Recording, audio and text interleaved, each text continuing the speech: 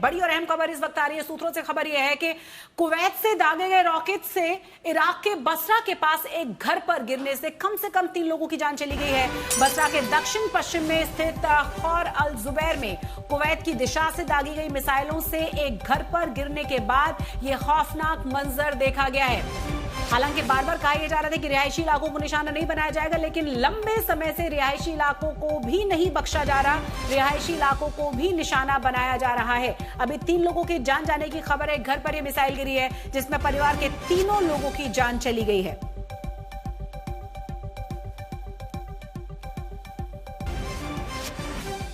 तो कुवैत से दागे गए रॉकेट से ये तबाही मची है, जिसमें जानकारी ये है कि घर पर ये मिसाइल गिरी है जिसमें 3 लोगों की जान चली गई जो घर में मौजूद थे। हालांकि लगातार लोगों से बार बार अपील की जा रही है प्रशासन की तरफ से कि वो घरों में ही रहें, बाहर ना निकलें, लेकिन ऐसे हालात में आप अंदाजा लगा सकते हैं कि किस तरीके से लगातार ये हमले रिहायशी इलाकों पर किए जा रहे हैं। हमारे साथ हमारे 2 साथी श्वेता सिंह और अशरफ वानी इस समय जुड़ चुके हैं। श्वेता, ट्रंप की डेडलाइन खत्म हो रही है और 5:30 बजे जिस तरह के बयान ट्रंप की तरफ से आए हैं, क्या लगता है कि अब सारे रास्ते बंद हो चुके हैं श्वेता, और भीषण हमला अमेरिका इजराइल की तरफ से हमें देखने को मिल सकता है?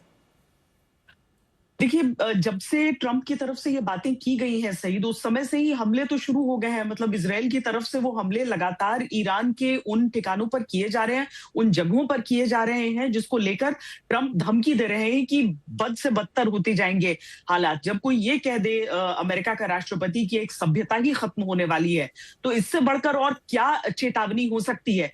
लेकिन चूंकि इजराइल की तरफ से उसके बाद से ही उन ब्रिजों पर, उन सभी जगहों पर आक्रमण हम देख रहे हैं, इसीलिए ये अंदाजा लगा पाना बड़ा मुश्किल हो रहा है कि अब जब वो मियाद खत्म होगी उसके बाद क्या होगा। क्योंकि अमेरिका तो अपनी तरफ से बार बार कह रहा है, चाहे सूत्रों के हवाले से या फिर ट्रंप की तरफ से भी जो बात कही जाती है कि बातचीत हो रही है, और दूसरी तरफ हम इस तरह के हमले रुकते हुए नहीं देख रहे हैं ईरान के ऊपर और उन सभी जगहों पर जिसको लेकर जब हम यूके की तरफ से वो रुख देख लें कि इस तरह की चीजों के लिए वो अमेरिका का साथ नहीं देंगे या फिर अपने स्पेस, अपनी जगहों के इस्तेमाल की इजाजत नहीं देंगे, वो ऐसे समय पर नहीं खड़े हैं साथ में। तो अब सीधे तौर पर पूरी दुनिया में इस समय इस बात को लेकर बहुत बड़ा कंफ्यूजन है कि आखिर ट्रंप क्या सीरियस हैं, क्या करेंगे, क्या बातचीत को लेकर जो वो कर रहे हैं वो केवल एक धमकी है जो ईरान को दी जा रही है, इस हद तक वो जा सकते हैं एक ऐसी चीज को करने के लिए जहां पर ईरान जब बुलावा देता है कि आप बड़ी संख्या में सिविलियंस आए और उन जगहों को प्रोटेक्ट करें, तो लोग मानव श्रृंखला बनाकर उन एरियाज में आ भी जा रहे हैं। सही श्वेता, सबसे बड़ा सवाल है कि क्या ईरान वाकई में इन धमकियों को सीरियसली ले भी रहा है, क्योंकि तमाम कम्युनिकेशन के रास्ते बंद होने की खबर आ रही है। उधर जो बाकी के साथी देश हैं उन्होंने भी साफ साफ इनकार कर दिया है, और खुद अमेरिका बार बार जिस तरह से डेडलाइन, या ट्रंप जिस तरह से डेडलाइन देते रहे हैं, उसके बाद वो मियाद बढ़ती रही है। इमीडिएट एंड प्रोपोर्शनेट स्टेप्स लिए जाएंगे, ये तेहरान की तरफ से साफ कर दिया गया था जब अमेरिका की तरफ से धमकी दी गई। यानी कि ईरान तो शुरू से जिस रुख पर कायम है वो उस रुख पर कायम है। ट्रंप की तरफ से अगर आप चेतावनी देखिए तो वो बहुत ही एक पैटर्न सी चेतावनी होती है। हर बात पर वो यही कहते हैं कि जिसकी कभी कल्पना किसी ने नहीं की होगी, ऐसा अंजाम उसे भुगतना होगा। अब वो कल्पना से परे क्या हो सकता है जब इसकी शुरुआत ही जो ईरान के सुप्रीम लीडर थे उनको निशाना बनाने के साथ हुई, जब पूरी टॉप लीडरशिप को खत्म किया गया, जब एक स्कूल तक पर ये मिसाइल गिरी थी, टोमाहॉक मिसाइल्स, जो बाद में पहले इजराइल पर डाला गया, बाद में कहा गया कि नहीं ये मिसाइलें तो अमेरिका की हैं। तो ये सारी चीजें तो शुरुआत से कल्पना से परे चीजें हो रही है कि बातचीत 2 देशों के बीच हो रही हो और उसके बीच अचानक एक हमला उसके ऊपर कर दिया जाए, एक युद्ध को छेड़ दिया जाए। तो अब जब ट्रंप ये कह रहे हैं और इजराइल की तरफ से वो अटैक्स कैरी आउट भी किए जा रहे हैं कि आप ब्रिजेस को, आप ऊर्जा के क्षेत्रों को, और आप देखिए ना कि जितने देशों ने अपने नागरिकों को वहां पर सलाह दी है, इंक्लूडिंग भारत, उनकी तरफ से भी यही कहा गया है कि आप जो ऊर्जा के इलाके हैं, जो सैनिक इलाके हैं, उन सब से दूर रहिए। यानी कि एक बहुत रियल थ्रेट इस समय इस पूरे क्षेत्र में है। और ईरान पर अगर इस तरह का हमला होता है तो पहले ही ये कहा देश किस तरीके से पलटवार करता रहा है, उसके बीच में इस तरह के हमले और क्या कर सकते हैं, मतलब सोचकर ही कोई भी अगर एक सेन व्यक्ति है, एक लेवल हेडेड व्यक्ति है, उस समय सिहर सकता है। अशरफ, भारतीय समय के अनुसार सुबह 5:30 बजे जब ट्रंप की डेडलाइन खत्म होगी, उसके बाद आप क्या अंदाजा लगा रहे हैं? किस तरह की स्थिति इस युद्ध की आपको दिखाई दे रही है?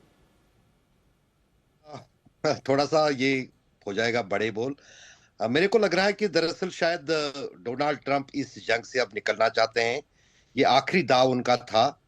जितने हमले करने थे वो सब कर चुके हैं। वो जो चीज निशाना बनाना था वो बना चुके हैं।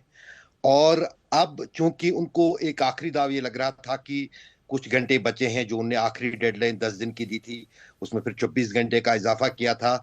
शायद जो है उनकी शर्तों को ईरान दबाव में आकर मानेगा। लेकिन जो ही डोनाल्ड ट्रंप की तरफ से, अमेरिकी राष्ट्रपति की तरफ से ये डेडलाइन आई, ये अल्टीमेटम सबसे सख्त आया, तो उसके बाद जो है उसी वक्त तुरंत ईरान ने, जो श्वेता कह रही थी, अपनी स्थिति साफ कर दी। हम जी झुकेंगे नहीं, हम सरेंडर नहीं करेंगे, जो करना है कर लीजिए। तो जाहिर है कि अब कहीं ना कहीं पहले ही इस बात का एहसास जो है अमेरिकी राष्ट्रपति डोनाल्ड ट्रंप को हुआ होगा कि जो ईरान है वो किसी भी सूरत में सरेंडर करने के लिए तैयार नहीं है। और वो जो है अब घोषणा नहीं कर सकते हैं कि ईरान ने सरेंडर किया है। हाँ, वो इतना घोषणा जरूर कर सकते हैं कल कि मैंने जंग जीत लिया, क्योंकि मैंने अमेरिका को, ईरान को पूरी तरह से तबाह कर दिया है। उनको 100 साल लगेगा, जिसमें कुछ हकीकत भी है, अब दोबारा अपनी टांगों पर खड़ा होने के लिए। और वहां पर जो लीडरशिप है वो हमने पहले ही साफ कर दी है। वहां पर दूसरी लीडरशिप है जो कई बार वो बोल चुके हैं, वो भी साफ कर दी है। अब जो वहां पर लीडरशिप है वो थोड़ी सी लिबरल है, और उतनी ज्यादा कंजर्वेटिव और उतनी ज्यादा रेडिकल नहीं है। तो ये वो बता देंगे और अपने आप को बचा लेंगे। तो ये मुझे लग रहा है, जैसे मैंने डोनाल्ड ट्रंप के अभी तक पिछले कई दिनों के चीज देखे हैं। लेकिन किसी सभ्यता को खत्म करना ये कोई मजाक नहीं है। इसका जवाब जो ईरान की तरफ से आया कि मंगोलिया 5000 साल पुरानी, अमेरिका तो 200 साल पुराना है, 1700 में उसका वजूद आया, लेकिन उससे भी पुराना, कई हजार साल पुराना ईरान का इतिहास और ईरान की सभ्यता है। तो जाहिर है कि इस तरह से सभ्यताएं खत्म नहीं होती है, भले ही कितना पावर हो। हाँ, इतना जरूर है कि अगर एटम बम का इस्तेमाल करेंगे तो वो तो इस दौर में, इस समय मुमकिन नहीं लगता है कि अमेरिका या डोनाल्ड ट्रंप इतना बेवकूफ़ी वाला कदम उठाएंगे। तो बाकी तो सभ्यताएं इस तरह से धमकी से खत्म नहीं होती है। ये मेरा आंकलन है। जो करना था डोनाल्ड ट्रंप को वो इजराइल पहले ही कर चुका है। इजराइल जो है वो चाहता था ईरान बहुत कमजोर हो जाए, उसमें वो सफल हो गए हैं इन 39 दिन के युद्ध के दौरान। और स्ट्रेट ऑफ हार्मुज पर जिस अंदाज से पकड़ रखी ईरान ने, और उस बीच लगता है कि अब कहीं ना कहीं ये युद्ध को वाइंड करने का जो है समय आ गया है अमेरिकी राष्ट्रपति डोनाल्ड ट्रंप के लिए। और कल शायद 5 बजे के बाद जब अमेरिका में बातें शुरू होगी तो आप देख लेना कि डोनाल्ड ट्रंप घोषणा कर लेंगे कि मैंने ये युद्ध जीत लिया है। प्रणय, ये जो रात है आज की, प्रणय हमारे संवाददाता इजराइल से जुड़ गए हैं। प्रणय, जो आज की रात है बहुत ज्यादा भारी होने वाली है, और बार बार कहा जा रहा है कि जिस तरीके से पूरी सभ्यता को नष्ट करने की बात कही गई है ट्रंप की तरफ से, तो क्या इसे माना जाए कि न्यूक्लियर अटैक की तरफ ये इशारा है? नहीं, मुझे नहीं लगता कि न्यूक्लियर अटैक जैसे कदम के ऊपर राष्ट्रपति डोनाल्ड ट्रंप जाना चाहेंगे। देखिए, राष्ट्रपति डोनाल्ड ट्रंप और किसी से प्रेम करते हो ना करते हो, अपनी छवि से वो बहुत प्रेम करते हैं, और वो कतई ऐसी जगह पे नहीं जाना चाहेंगे जहां उन्हें एक बड़े युद्ध अपराधी की तरह माना जाए या युद्ध अपराधी के तौर पर देखा जाए। और वो देखिए, अतिशयोक्ति अलंकार उनका सबसे पसंदीदा अलंकार है और बहुत विशेषणों के साथ वो बात करते हैं। लेकिन आप उनके कदमों में देखें, जो वो स्टेप्स ले रहे हैं ईरान के खिलाफ, उनका जो रवैया है वो कोई आज का नहीं है, नया नहीं नहीं है। 2016 से लेकर राष्ट्रपति डोनाल्ड ट्रंप के दूसरे कार्यकाल के इस दौर तक अगर आप देखें तो वो ईरान के खिलाफ सख्ती के पक्षधर रहे हैं, ईरान के न्यूक्लियर कार्यक्रम के विरोधी रहे हैं और ईरान के खिलाफ सख्ती की उन्होंने न केवल वकालत की बल्कि उन्होंने ईरान के खिलाफ वो स्टेप्स लिए जिनको दूसरे अमेरिकी राष्ट्रपति समर्थन के बावजूद लेने से बचते रहे। लेकिन इस मैच में शशि, आपके सवाल का मैं जवाब दूं उससे पहले मैं छोटा सा सवाल आपसे पूछना चाहता हूं। आपने कभी गली क्रिकेट खेला है?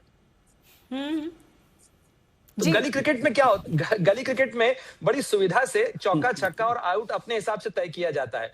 तो राष्ट्रपति डोनाल्ड ट्रंप इस मैच के अंदर अपनी सुविधा से तय कर लेंगे, जब वो, जैसा अभी अशरफ कह रहे थे कि वो खुद ये तय कर लेंगे कि मेरे ऊपर तमाम देशों ने मुझसे आग्रह किया है और खाड़ी के तमाम देशों का मेरे पास फोन आया और मैं अभी फिलहाल जो है मैंने तय किया है कि इसके ऊपर जबरदस्त कार्रवाई न की जाए। देखिए, यहाँ वो कहीं भी यू टर्न ले सकते हैं, ये तय वो करेंगे कि वो क्या करना चाहते हैं। लेकिन आज एक इंडिकेशन जरूर मिला है। देखिए, रजीम चेंज की बात को लेकर जितना आरोप उनके ऊपर लगे थे, जितने सवाल खड़े हो रहे थे, आज एक बार फिर वो रजीम चेंज की भाषा पे आ गए हैं। आज वो फिर ये कहते हुए नजर आ रहे हैं कि अब ईरान में सत्ता परिवर्तन होगा और पूरा सत्ता परिवर्तन होगा और अब हम ऐसे लोगों को लाएंगे जो इस तरीके के रेडिकल नहीं है। इसके अंदर एक अंदेशा भी नजर आता है। वो इसलिए नजर आता है क्योंकि ईरान के लिए तो आज की नहीं, पिछले 38 दिनों की, 39 दिनों की सारी रातें ही भारी रही हैं, लगातार बमबारी होती रही है। लेकिन इसके बाद अगर वो इस लेवल के ऊपर जाना चाहते हैं तो उन्होंने एक सैनिक को निकालने के लिए अगर 150 विमान अपने भेजे थे, इतनी बड़ी कार्रवाई की थी, तो वो ये दिखा चुके हैं कि वो अगर पूरी ताकत झोंकने पे आए तो बहुत नुकसान कर सकते हैं। और यहां पर एक सवाल ये भी होगा कि ठीक है, राष्ट्रपति डोनाल्ड ट्रंप लड़ाई में हो सकता है शुरुआत करके उन्होंने कुछ चूक की हो, लेकिन लड़ाई को बंद न करके भी ईरान एक बहुत जोखिम उठा रहा है और ईरान की सत्ता भी कोई ऐसा नहीं है कि बहुत रोबस्ट स्थिति के अंदर है। उसके यहाँ अंदरूनी विरोध और विरोधाभास बहुत सारे हैं ईरान के अंदर भी, इसलिए ये जोखिम ईरान की सत्ता भी नहीं लेना चाहेगी। जी प्रणय, बने रहे आप हमारे साथ। श्वेता, सबसे बड़ा सवाल ये है कि ईरान के सभी पावर प्लांट्स हो गए, पुल हो गए और ये अटैक्स हम लगातार देख रहे हैं और बार बार जो जिस तरह की तस्वीरें आई हैं ये दिखाती है कि रिहायशी इलाकों को भी बख्शा नहीं गया है, लोगों ने जान गंवाई है। अब ऐसे में सवाल यह है कि क्या जो बची हुई चीजें हैं एक ही रात में उन्हें तबाह कर देना इतना आसान होगा अमेरिका के लिए? मुझे लगता है कि निर्माण मुश्किल होता है, तबाही बड़ी आसान होती है।